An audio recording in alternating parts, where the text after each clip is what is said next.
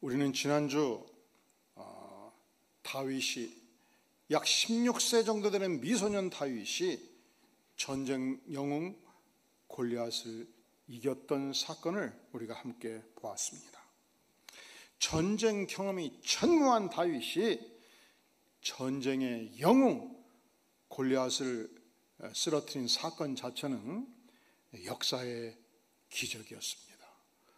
그러니까 이 3000년 전 사건이 오늘날 현대를 살아가는 어느 국민이나 적어도 고등교육을 받은 사람들은 기억하게 된 것이죠.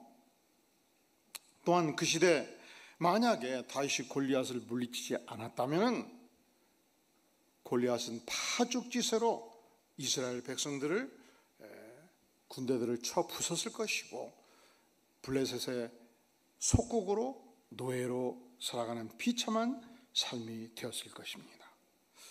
그러니까 그 시대 여인들은 너무 고마운 거예요. 왜냐하면 내 아들 2명, 3명, 4명 군대 갔는데 시신으로 돌아올 수 있는데 다 살아왔잖아요. 내 남편 군대 가서 시신으로 올 수 있는데 건장한 모습으로 돌아오지 않았습니까? 그래서 동네에서 335 아침 저녁 여인들이 모이면 강강 수월래 할 때 노래하고 춤출 때 너무너무 기뻐서 이렇게 노래를 한 거예요. 사울을 죽인 자는 천천에 불과하고 다윗을 죽인 적군은 만만에 이르는도다. 이걸 뭘로 불렀다고요? 뭘로? 노래로. 그래서 어젯밤 이것을 저들이 어떻게 노래를 불렀을까 이렇게도 불러보고 저렇게도 불러보고 사울이 죽인 적은 천천에 불과하고요 다윗이 죽인 적은 만만에 이른답니다.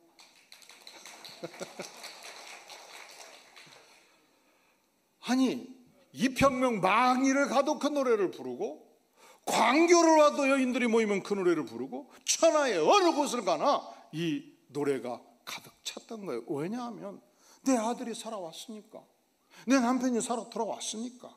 문제는 현직 왕이 누구였죠? 사울이었죠. 나가 왕인데 민정시찰을 하는데 여기 가도 여인네들이 이 노래를 부르고 저기 가도 여인들이 이 노래를 부르고 그냥 미쳐버리겠는 거예요. 그냥 왕이 누군데? 난데 응? 막 시기심에 질투심에 우라통이 터지는 거예요. 그러면 여러분들은 이런 질문이 생기죠. 뭔 사나이가 속이 그렇게 좁아가지고 그럴 수가 있는가? 그래서 세상이 이런 말을 하잖아요. 여인이 여인을 질투하면 머리 끄댕이를 붙잡고 머리카락 2개 뽑는데야. 근데 남성이 남성을 질투하면 칼질하고 총질해서 없애버린대요. 누가 더 질투심이 깊어요? 왜 여성들만 답변해요? 사울왕이 그 심정이었어요. 거의 미치광이가 되는 상황이었어요. 그래서 사무엘상 19장 1절 열어보세요. 사무엘상 19장 1절 시작.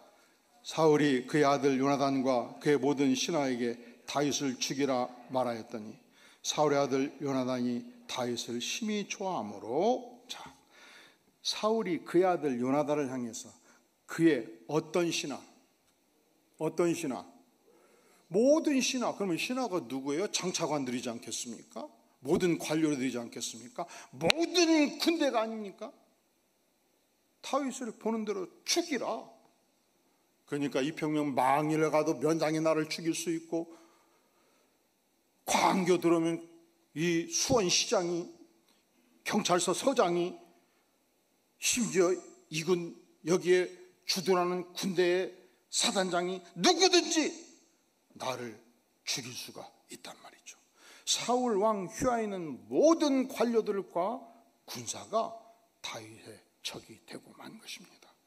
그는 갈 곳이 없었습니다. 그래서 제사장들이 모여 사는 노비라는 지역으로 들어갔습니다. 왜냐하면 그는 제사장과 더불어서 하나님께 묻고 하나님께 피신하고 하나님께 기도하기 위함이었습니다.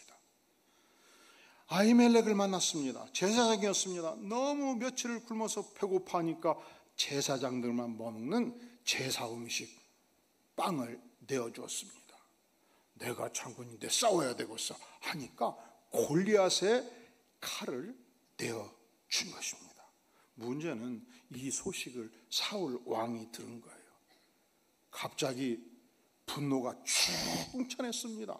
갑자기 군사를 모았습니다. 가서 쳐라. 하나님께 예배하는 제사장 85명을 죽여버립니다. 그리고 높 성읍에 사는 모든 남녀, 아이들 젖먹는 자까지 죽이고 소와 나귀와 양까지 다 전멸시켜버립니다. 높 성읍 전체를 초토화시켜버린 것입니다. 거의 사울 왕은 미친 자가 된 것입니다. 다윗은 무려 15년 이상 유랑 생활을 했습니다. 고통의 삶을 살았습니다. 그리고 자기를 도와주는 백성들 전체가 죽임을 당하는 어려움을 겪었습니다. 무슨 죄가 있어요? 무슨 죄가 있어요? 그가 살인죄를 지었습니까? 뇌물을 먹었습니까? 무슨 죄가 있어요? 다시 이스라엘 백성들을 위기에서 구출한 죄, 골리앗을 죽인 공밖에 없지 않습니까? 그는 이스라엘 땅에서 숨쉬고 살 수 있는 땅 한 평이 도무지 존재하지 않는 것입니다. 그러니까 살 수 있는 길이 뭐예요? 해외로 탈출하는 길이죠. 그래서 즉각적으로 탈출했습니다. 탈출해서 마침 들어갔던 것이 하필이면 블레셋 지역이었습니다.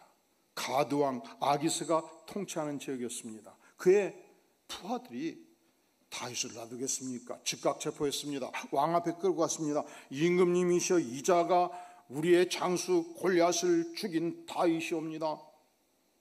이자가 이스라엘 전역에서 여인들이 그렇게 칭찬했던 만만의 블레셋 사람들을 죽였다고 외쳤던 자입니다. 이자를 처단하여 주시옵소서. 예, 여러분들이 이런 상황이 되면 대부분 바로 알아요. 나는 죽은 목숨이라는 걸 알고. 그리고 이러한 상황이 되면 영민한 사람들은 살 길을 찾지요. 즉각 다윗의 심령에 딱 살 길은 하나다. 이게 통하면 산다. 내가 완전 미치가 아닌 행세를 하는 수밖에 없다. 그는 단 한 번도 연기자 인생을 산 자가 아니었습니다. 유명한 배우였던 이 김영민 씨가 한때 쓴 글을 보니까 이런 글을 쓰더라고요. 자기가 배역을 맡으면 2개월 전, 3개월 전 배역을 맡으잖아요. 깡패두목 배역을 맡으잖아요. 그러면 그때부터 대본을 다 읽고 보니까 90kg는 돼야겠다. 그러면 55kg에서 24시간 먹어가지고 몸을 90kg로 불린대요. 그리고 아예 가족들한테 난 지금부터 깡패 두목이라고 알아라 해서 말도 걸치게 하고, 야 뭐해 빨리 가자 물러가지고 말이야. 친구들한테도 만나면 완전 깡패 두목으로 내가 그 두목 안으로 들어간다는 거예요. 그래서 배역을 딱 맡을 때는 이미 나가 아니고 깡패 두목으로 전신의 옷과 행동 양식과 사고 방식을 다 배역으로 바꾼다는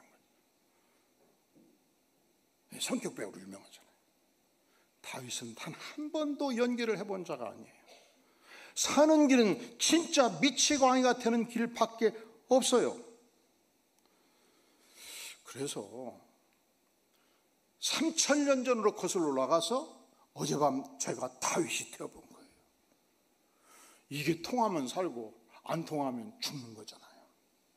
갑자기 눈을 뒤집어 깠습니다. 두 손으로 왕궁의 대궐을 어그적 하고 위장에 있는 침을 다 뽑아내가지고, 여러분 지금 침을 뽑아내보세요. 뽑아지는가? 미친 사람들이 그러잖아요. 침 찔찔 흘리면서 고개를 흔들면서 걷지 않습니까? 근데 기적같이 위장에 있는 이 위액이 침에 대해서 쫄쫄 나오는 거예요. 그리고 소리를 고래고래 지르는 거예요. 내가 목마르다 누가 물 줄려가 없냐? 너희들이 왜 여기 있냐? 하면서 미친 짓거리를 하니까 아기스 왕이 보니까 저놈은 완전히 미친놈이네. 여봐라, 이곳이 임금이 징후하는 곳이다. 어찌하여 저자를 왕궁에 들은가? 즉각 내치거라 해서 살아남은 것입니다. 그렇게 유랑생활을 15년 이상 했습니다. 죽음의 계곡을 헤매는 삶을 살았습니다. 고난에 찬 시련의 삶을 그가 견뎌낸 것입니다. 이때 우리는 하나님께 질문하지요. 하나님, 왜 선한 사람에게 격심한 시련과 고난의 삶을 주십니까? 특별히 하나님, 왜 하나님이 쓰시고자 하는 인물에게조차 이런 고난을 주십니까? 자, 이 질문에는 전제가 있습니다. 우리는 시련과 고난이 없는 인생이 축복의 인생이라는 착각이 있어요. 그런데 이 땅을 살아가는 모든 인생은 인생의 시점에서 내가 반드시 정면으로 돌파해야 되는 삶의 고통을 대면해야 되는 순간, 그 순간이 1년일 수 있고 10년일 수 있고 20년일 수 있습니다. 그러니까 묻는 것이죠. 하나님, 왜 우리에게, 왜 나에게 이 시련의 고통을 주십니까? 도대체 왜 주십니까? 그런데 우리가 다윗의 생애를 자세히 살펴보면 그 답변을 들어볼 수 있어요. 다윗은 이 기나긴 세월을 견뎌내면서 하나님만 의지하는, 하나님이 주시는 위대한 믿음, 강력한 믿음, 인내하는 믿음을 심령에 장착하게 된 것입니다. 과거에는 농기구를 동네 대장장이들이 많이 만들어냈습니다. 호미도 만들어내고 삽도 만들어냈습니다.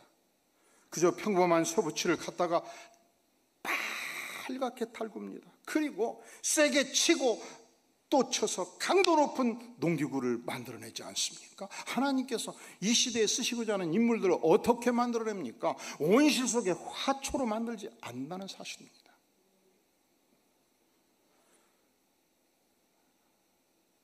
우리가 바구니에 담아서 화초를 기르면요, 끊임없이 물도 줘야 돼요. 그리고 추운 겨울이 되면 안방으로 모셔줘야 돼요.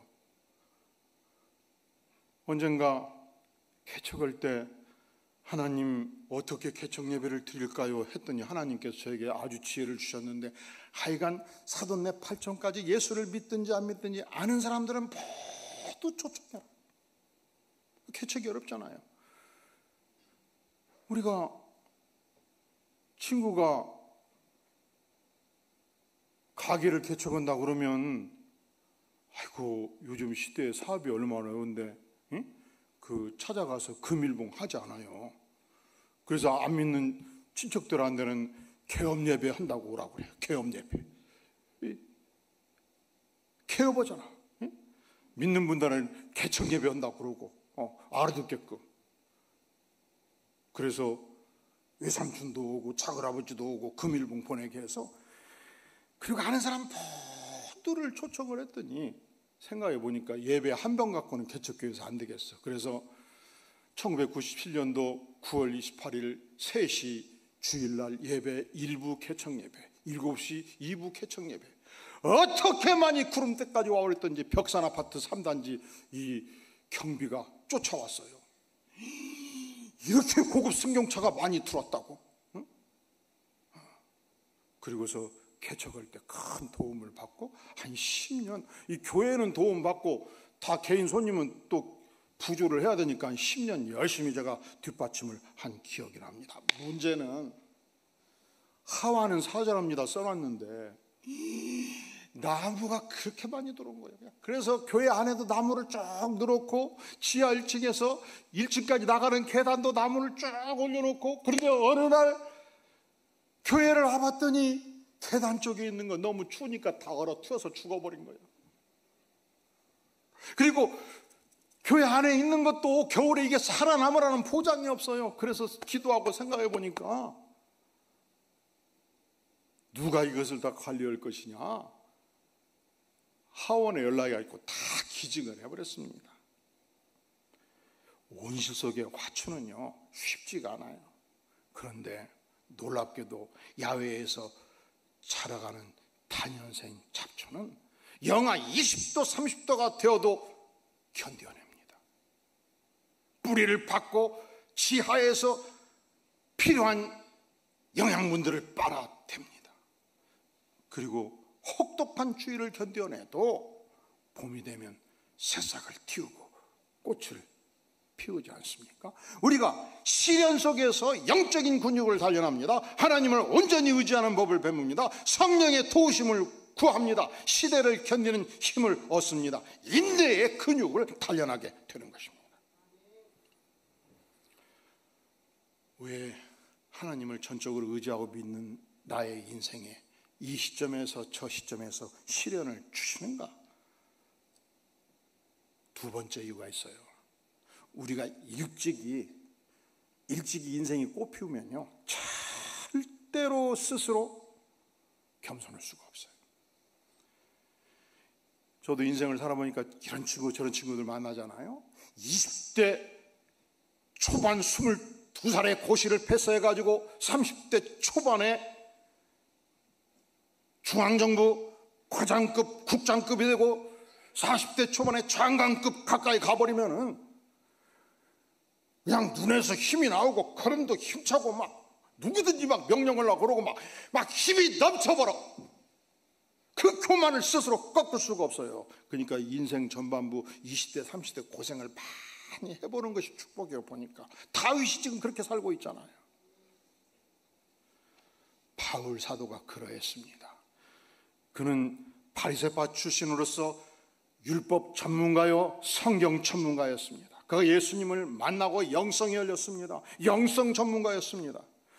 그가 터키 반도, 그리스 반도에서 가는 곳곳마다 강력한 교회를 일으켜 세웠던 목회 전문가였고 선교사 중에 선교사였습니다. 성경을 무려 13권이나 저술을 했습니다. 여러분, 이 정도 능력을 가지면 스스로 겸손하기가 얼마나 어렵겠습니까? 그가 이런 고백을 합니다. 고린도후서 12장 7절에서 여러 계시를 받은 것이 지극히 크므로, 여러 계시를 받은 것이 지극히 크므로, 이건 두 가지 의미가 있어요. 첫째로 그는 천국을 왔다 갔다 했어요. 삼층천을 경험을 했어요.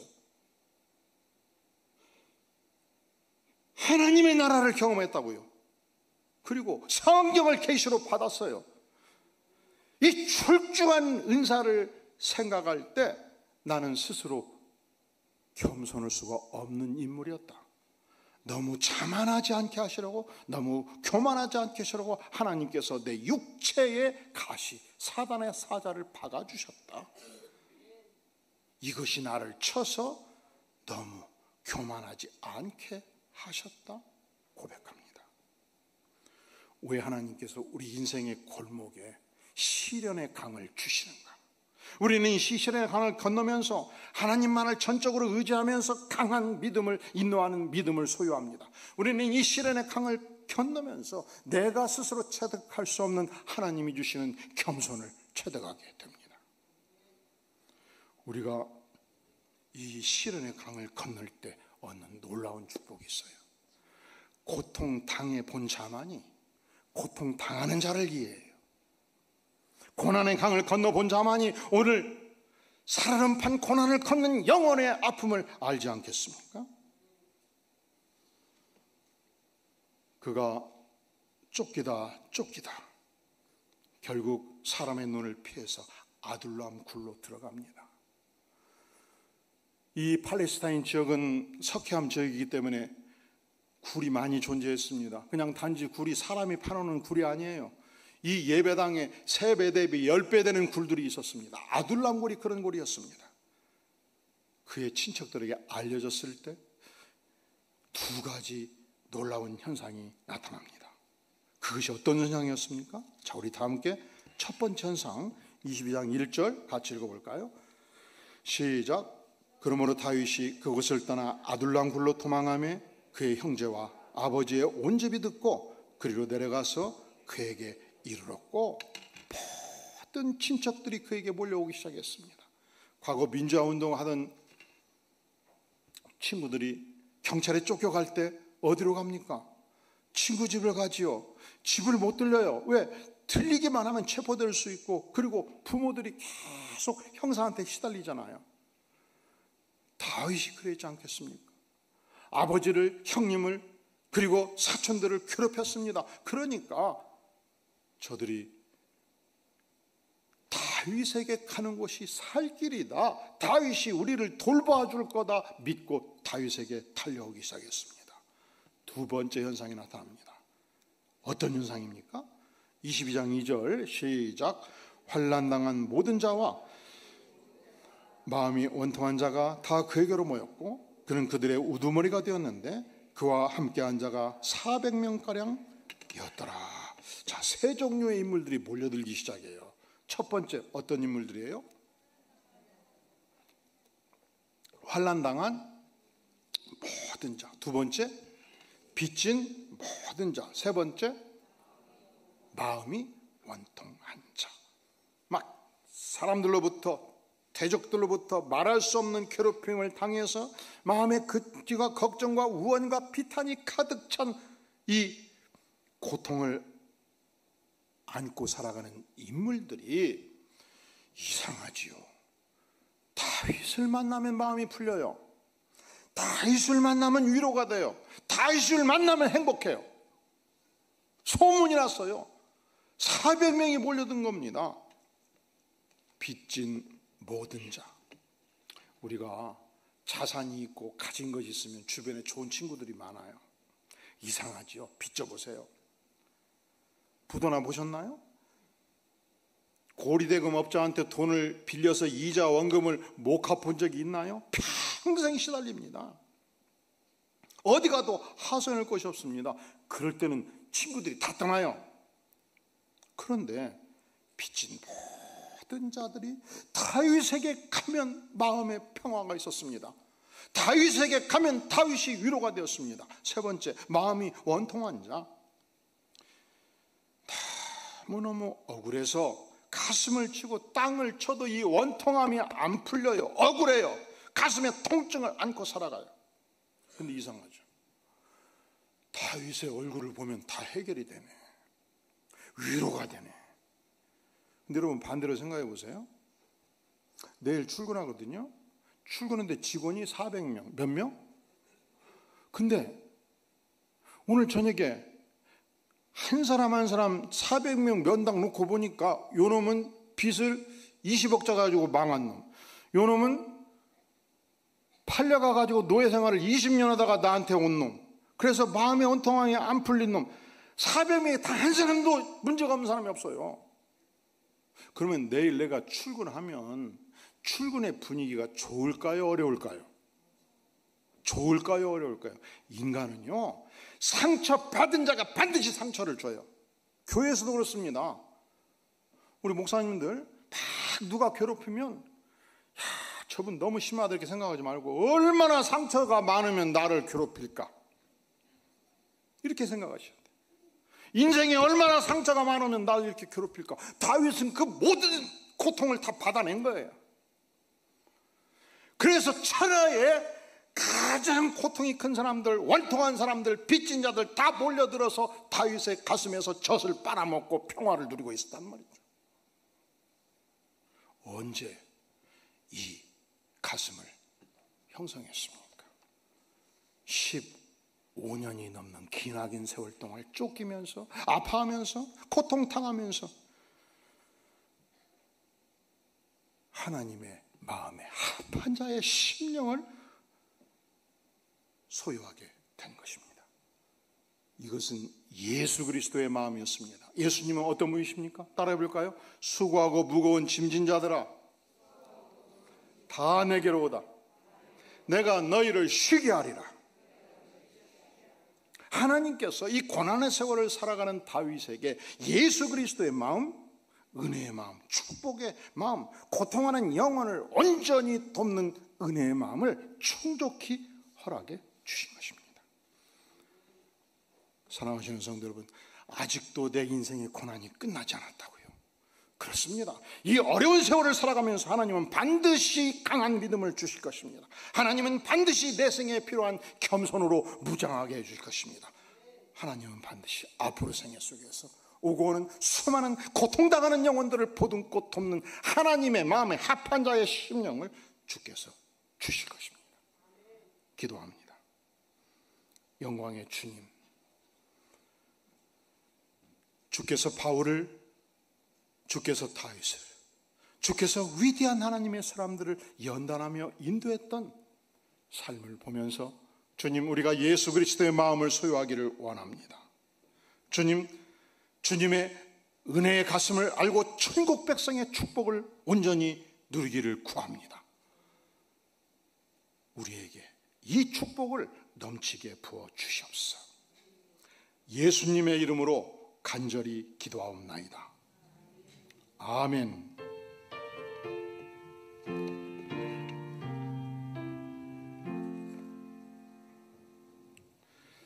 이 시간은